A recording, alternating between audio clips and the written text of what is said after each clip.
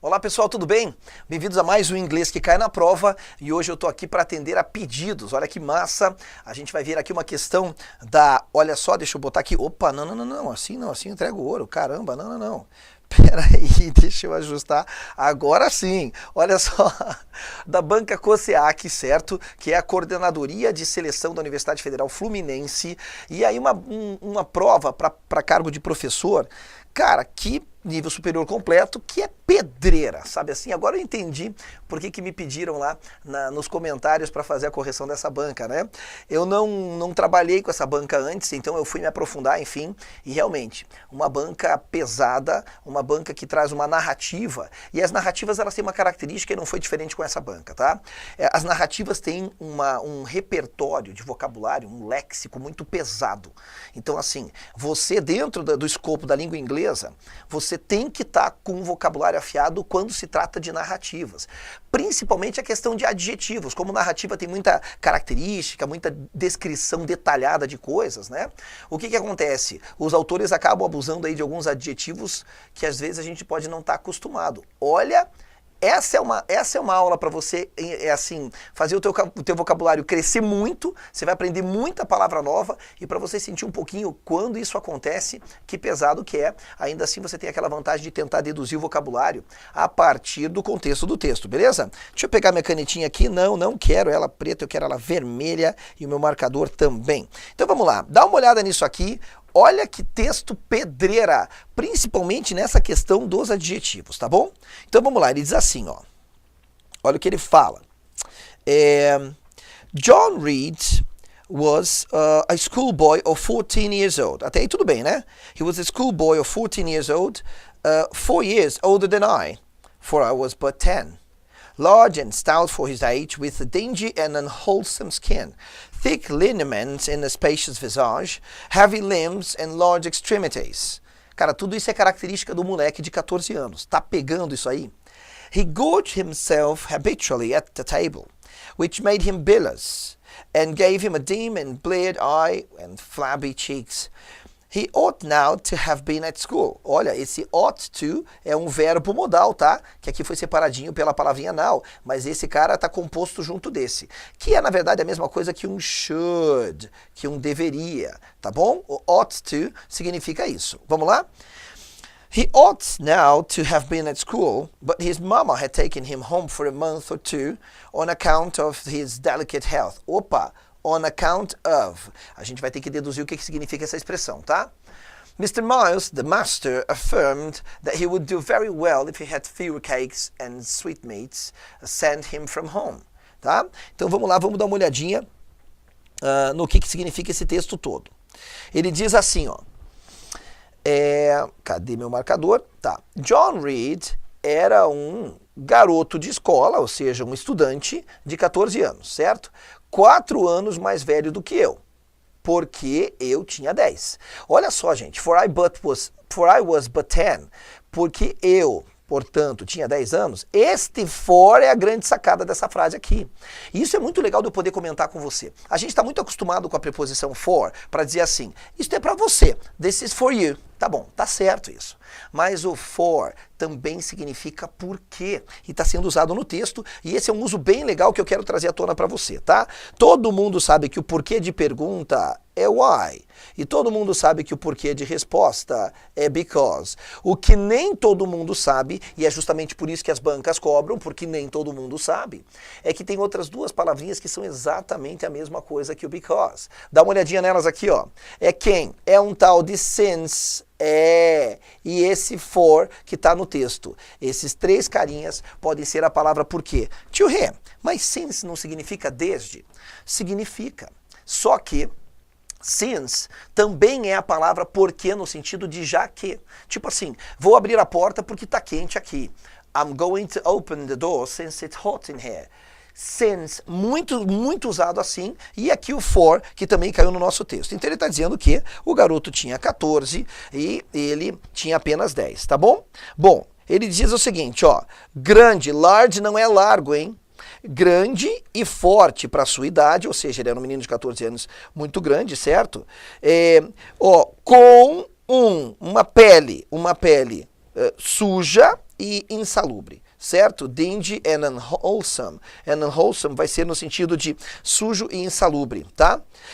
Lineamentos, ou seja, as linhas do rosto dele, linhas grossas, tá? Num rosto espaçoso, certo? Em um rosto grande, né? Visagem que corresponde ao rosto dele, certo? Membros pesados, aí eu tô seguindo o macete da garota bonita, com extremidades grandes de novo. Então é para você formar a imagem de um garoto assim, um garoto robusto, grande, de traços bem marcados, certo? É isso, tá certo? E com esse aspecto sujo, desleixado, certo? Aí dizia assim, ó, bom, ele se empanturrou a si mesmo, himself, habitualmente na mesa, dando a ideia de que ele comia muito, o que o tornava ele belas. Belas é com um aspecto doentio, sabe assim? Com uma aparência desgastada no sentido de doente. Beleza, certo? E, olha lá, e dava a ele agora eu vou buscar meu substantivo de novo, tá? E dava a ele um olho, dim, que é pálido, e bleared, que é ofuscado, tá? Então ele não tinha o brilho nos olhos, aquela coisa da vida. E bochechas flácidas, tudo bem? Ele deveria, ó, lembra que eu te falei que o ought to, esse carinha aqui, ó, significa deveria, então eu vou traduzir. Ele deveria agora estar na escola, mas a mãe dele tinha levado ele para casa por 1 mês ou 2. Por conta da sua saúde delicada. Esse por conta de, on account of, vai fazer o papel do porquê, né? De um porquê, ele é causal. Tá certo? Então, por conta disso, por causa disso, tá bom? Que poderia ser aqui perfeitamente trocado por você que já manja de inglês, ó, because of his delicate health. Aí, abre aspas, alguém fala assim, ó, Mr. Miles, peraí, cadê meu marcador? O Mr. Miles, o mestre, afirmou que ele ficaria muito bem se ele tivesse menos bolos e doces enviados para ele de casa. Ou seja, além de tudo, lá da casa dele, era enviado muito doce para ele, tá certo? Para a escola. Mas agora ele estava em casa, tá bom? Aí diz o seguinte, vamos lá. Cadê? Posso continuar lendo? Vamos lá, me acompanha? Então, entendeu o contexto todo? Viu a quantidade de adjetivos que é assustador e todos rebuscados, né? Falando de todos esses detalhes dos traços do rosto dele, do corpo dele, da pele dele. Complicado. Vamos lá. John had not much affection for his mother and sisters and an antipathy to me.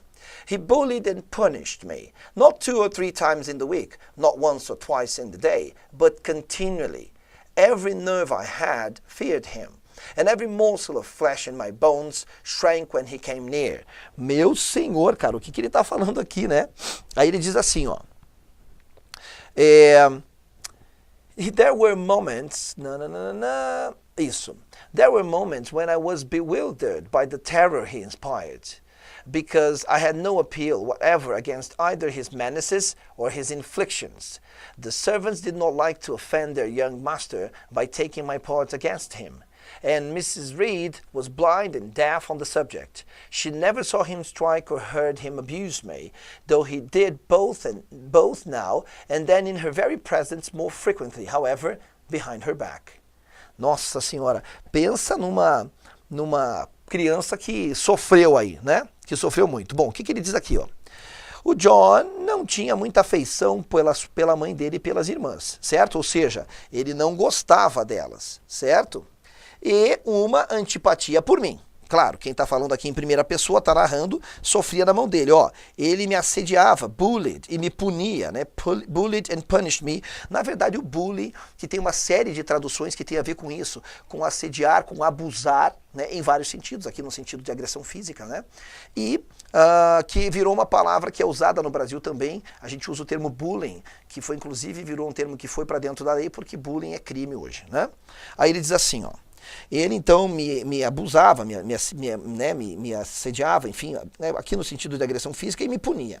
Não 2 ou 3 vezes na semana, nem 1 ou 2 vezes no dia, mas continuamente. Cara, olha isso, tipo, toda hora, né? Cada nervo que eu tinha temia ele. Olha isso, cara. E cada morsel of flesh, e cada pedaço de carne em meus ossos se encolhia quando ele chegava perto. Morsel of flesh. Ah, lembrando que, olha aqui, atenção, hein? Flesh com A é de luz mesmo. Mas flesh com E, opa, deixa eu escrever certo isso aqui. Flesh com E significa carne humana.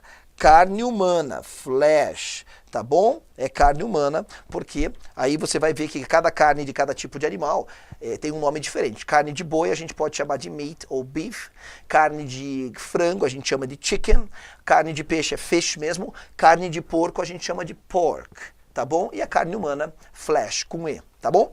Aí ele diz assim, ó. Houveram momentos, cadê meu marcador? Houveram momentos quando eu estava perplexo pelo terror que ele inspirava. Olha isso. Porque eu não tinha apelo.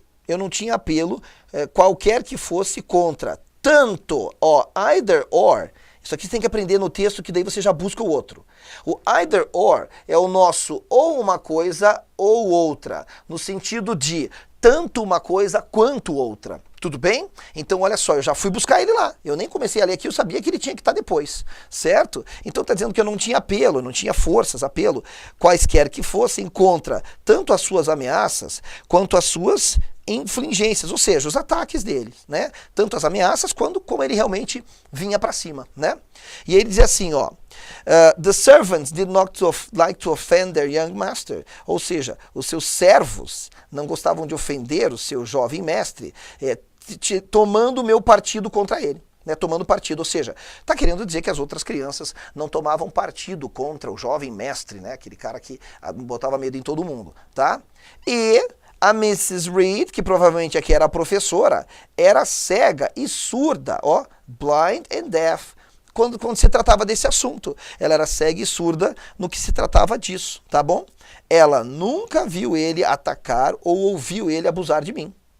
Embora he did both now and then, ele tanto agora como de vez em quando, na sua presença, ou seja, na presença dela, in her very presence, que dá a ideia de assim, ó, bem na frente dela, in her very presence é ela estando ali presente, tá bom? Mais frequentemente, porém, pelas costas dela. Tá bom? Ou seja, ele agredia na frente dela também, na presença dela, mas mais frequentemente, porém, pelas costas dela. Então ela estava ali, mas ela não estava de frente vendo o que acontecia. E dá a entender aqui, né, que, olha só, quando ele fala Mrs. Reed era cega e surda no assunto, quer dizer que ela fazia vistas grossas mesmo, né? Poxa, que triste o texto, que aí vem para a nossa perguntinha aqui, mas veja como ele é um texto que conta uma história simples, está contando um caso de uma criança que falou que sofria bullying de um outro colega da escola.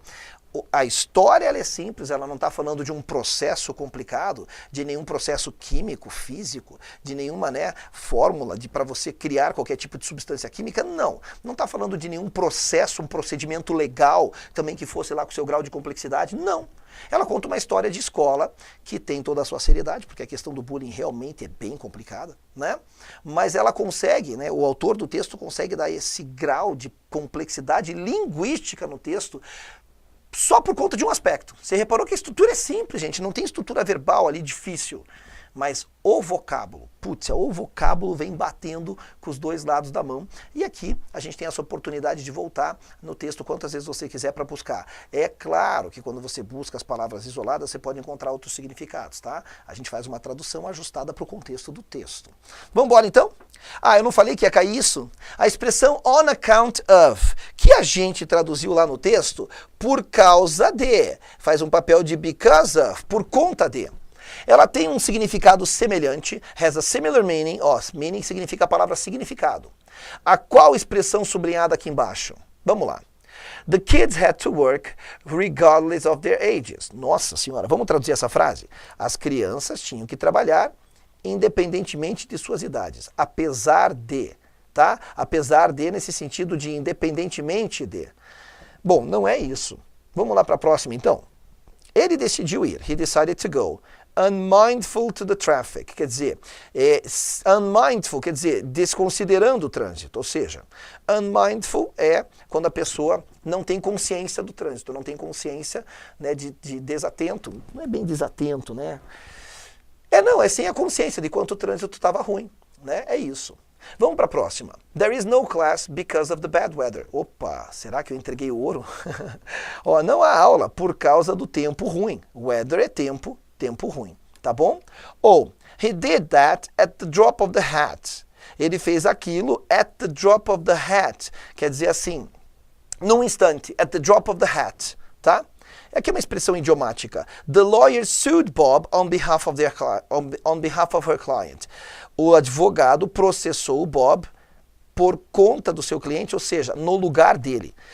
Esse on behalf of significa quando você faz algo no lugar de outra pessoa, tá bom?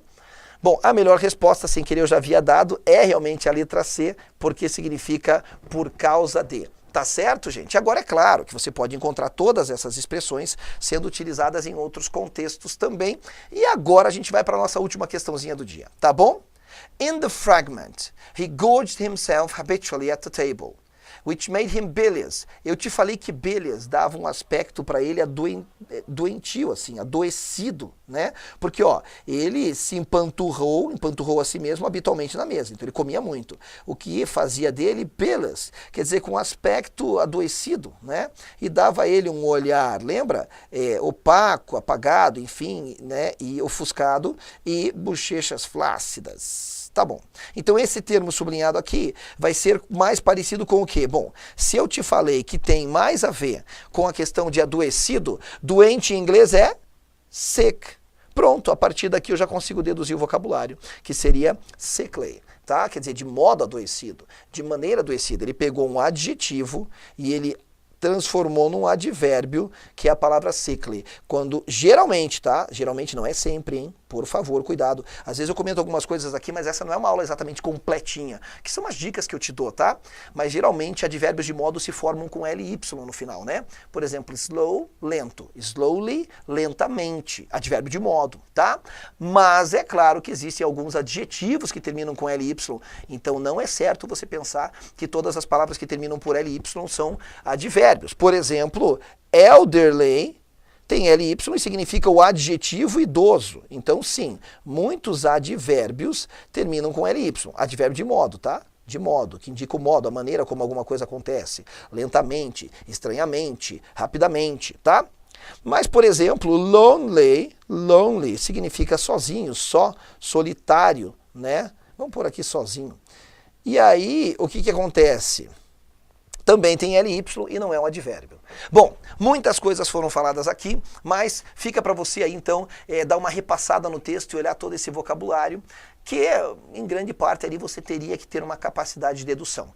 Eu acho realmente que do jeito que o texto foi sendo encaminhado, você iria entender que ele fez uma descrição de alguém que não é agradável, né? Então, além do aspecto do comportamento do menino, ele faz essa descrição que você iria, de uma maneira ou de outra, caso fosse cobrado aqui, tá?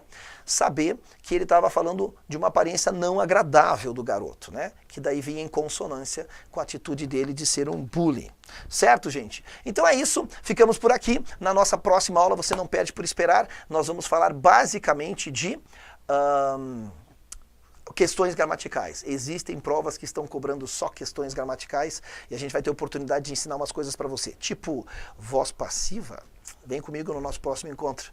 Bye!